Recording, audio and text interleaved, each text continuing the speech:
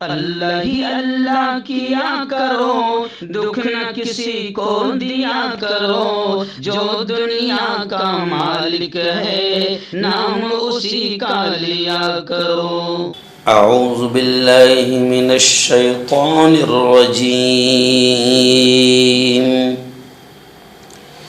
بسم اللہ الرحمن الرحیم۔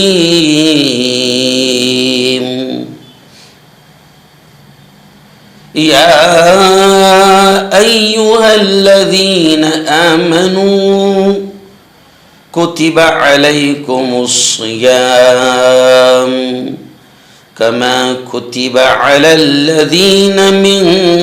قبلکم لعلکم تتقون۔ صدق اللہ العظیم۔ بہت ہی قابل صد احترام نوجوان دوستوں، بزرگوں، ساتھیوں، میری پردہ نشین ماؤں اور بہنوں، آج کا ہمارا پیغام رمضان کا عنوان ہے روزے فرض ہیں۔ جی ہاں، روزے فرض ہیں۔ اللہ نے آپ کو، ہم تمام کو رمضان المبارک کا مہینہ نصیب فرمایا، یہ اس کا احسان ہے۔ اور رمضان میں دو عبادتیں بڑی اہم ہیں، ایک ہے دن میں روزہ اور رات میں تراویح۔ جہاں تک روزے کی بات کریں تو روزے کے بارے میں دیکھیے، یہ قرآن مقدس کی آیت میں نے آپ کے سامنے تلاوت کیا، جس میں اللہ یہ کہتا ہے یا ایھا الذین آمنو، اے وہ لوگو جو ایمان لے آئے، یعنی ایمان والے مردوں سے اللہ ایمان والی عورتوں سے کہہ رہا ہے، اے وہ لوگو جو ایمان لے آئے، کتب علیکم الصیام، تم پر روزے فرض کر دیے گئے، روزے لکھ دیے گئے، کما کتب علی الذین من قبلکم، جس طرح تم سے پہلے لوگوں پر، تم سے پہلی امتوں پر روزے فرض کر دیے گئے تھے، لعلکم تتقون۔ اللہ نے روزے کیوں فرض کیا، اس کے مقصد کو بیان کیا اور فرمایا اس کا مقصد یہ ہے لعلکم تتقون، تاکہ تمہارے اندر تقوی آ جائے، پرہیزگاری آ جائے۔ اس لیے ہم نے تم پر بھی روزے فرض کیا، اور روزے صرف تم پر نہیں، تم سے پہلی جو امتیں گزری ہے، تم سے پہلی جو قومیں گزری ہے، اللہ کہتا ہے ان پر بھی ہم نے روزوں کو فرض کیا تھا۔ یعنی پتہ چلا کہ یہ روزہ صرف اسی امت کے لیے فرض نہیں ہوا، اس سے پہلے کی جو امتیں، پچھلے نبیوں کی جو امتیں گزری ہے، ان پر بھی اللہ نے روزوں کو فرض کیا تھا۔ اور جب آپ تفصیلات پڑھیں گے تو آپ کو پتہ چلے گا کہ ہم پر تو اللہ نے جو روزہ فرض کیا ہے، یقیناً اس میں امت محمدی صلی اللہ علیہ وسلم پر بڑی نرمی کا معاملہ کیا ہے، ورنہ پچھلی امتوں پر روزے بڑے سخت تھے۔ کنڈیشنز افطار کی، سحری کی بڑی سخت تھی، اور بھی بہت ساری چیزیں، اس وقت وہ بیان کرنا مقصد نہیں ہے، لیکن آپ پر اور ہم پر، ہر اہل ایمان پر، مرد ہو یا عورت ہو، عاقل ہو، بالغ ہو، تو اس پر روزے فرض ہو جاتے ہیں۔ آگے ہم بتائیں گے کہ کب کب آپ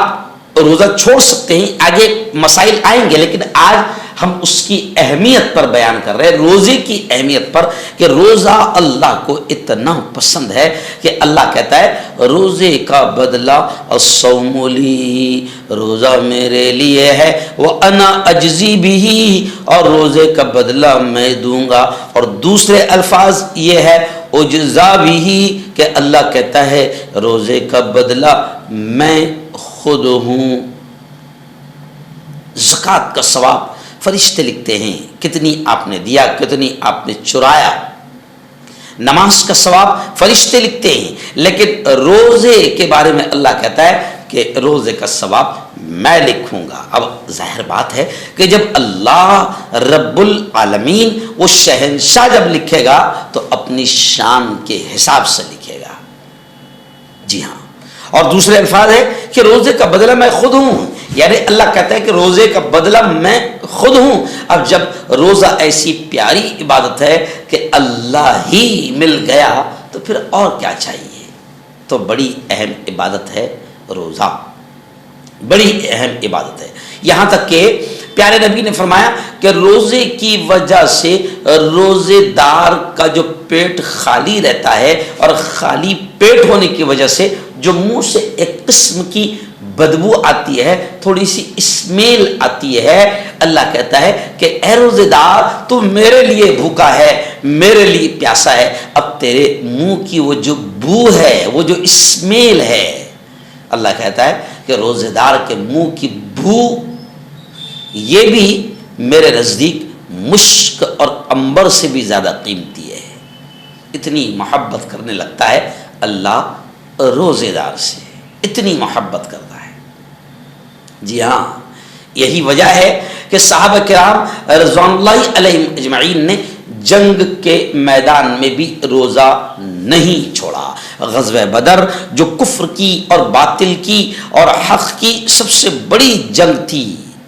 وہ رمضان المبارک میں ہوئی، 17 رمضان کو غزوہ بدر ہوئی۔ ایسے موقع پر صحابہ کو روزہ چھوڑنے کی اجازت بھی تھی کہ بعد میں قضا کر سکتے ہیں، مگر ایسے حالات میں بھی صحابہ نے روزہ نہیں چھوڑا، اور فرمایا کہ نبی کریم صلی اللہ علیہ وسلم کی زبان سے سنا ہے کہ اگر رمضان کا ایک روزہ ہم نے قضا کر دیا، چھوڑ دیا، اور بعد میں زندگی بھر بھی ہم نے روزے رکھا تو رمضان کے اس روزے کا مقابلہ نہیں ہو سکتا۔ یہی وجہ ہے کہ صحابہ نے جنگ کے میدان میں بھی روزہ نہیں چھوڑا۔ آج امت کے جوانوں کو ہم دیکھ رہے ہیں کہ بہانے سے روزہ چھوڑ رہے ہیں۔ جی ہاں، کوئی بڑی بیماری نہیں ہے جس میں کوئی دم نہیں نکلنے والا ہے، مرنے نہیں والا ہے، جی ہاں، مگر بہانے سے روزہ چھوڑ رہے، ہٹے کٹے جوان مرد ہو یا عورتیں ہوں وہ روزہ چھوڑ رہی ہے۔ یہ بڑی بدنصیبی کی بات ہے اور بڑی محرومی کی بات ہے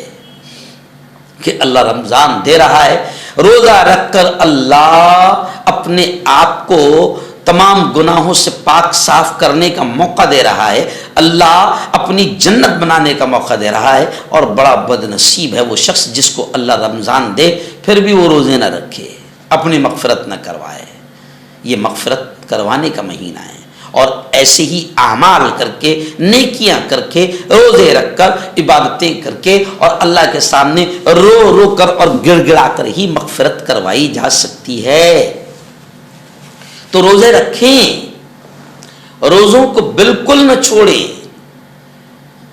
بہت افسوس ہوتا ہے جب ہم کسی کو روزہ چھوڑتے ہوئے دیکھتے ہیں، بہت دل دکھتا ہے، اور وہ مالک کتنا ناراض ہوتا ہوگا۔ اس لیے میرے جوانوں سے، تمام مردوں سے، تمام عورتوں سے گزارش ہے کہ روزہ بڑی اہم عبادت ہے، خدا کے لیے روزے کو بالکل نہ چھوڑے۔ اللہ موقع دے رہا ہے، دوبارہ یہ موقع ملے گا یا نہیں ملے گا کچھ نہیں معلوم، اس لیے اگر اللہ نے اس سال روزے رکھنے کا موقع دے دیا، رمضان دے دیا، تو اس موقع کو غنیمت جانیں، ہاتھ سے جانے نہ دیں، اور اللہ کو راضی کریں، اللہ کے لیے بھوکے رہے، اللہ کے لیے پیاسے رہیں، اللہ کے لیے روزے رکھیں، تو پھر جب افطار کا وقت ہوتا ہے تو اللہ بہت خوش ہوتا ہے، اور اس وقت جب بندہ مانگتا ہے، بندی مانگتی ہے، تو اللہ کہتا ہے مانگ میرے بندے، مانگ میری بندی، 12 13 14 15 16 گھنٹے تو میرے لیے بھوکا رہا، پیاسا رہا، تو جو مانگے گا وہ میں دینے کو تیار ہوں۔ تو روزے فرض ہے، روزے نفل نہیں ہیں، روزے سنت نہیں ہیں، روزے واجب نہیں ہیں، روزے فرض ہے، کمپلسری ہے۔ اگر ہٹا کٹا اور روزہ فرض ہونے کے باوجود بھی روزہ نہیں رکھا تو اللہ کے یہاں، اللہ کے دربار میں، اللہ کی عدالت میں بڑی سخت پکڑ ہوگی۔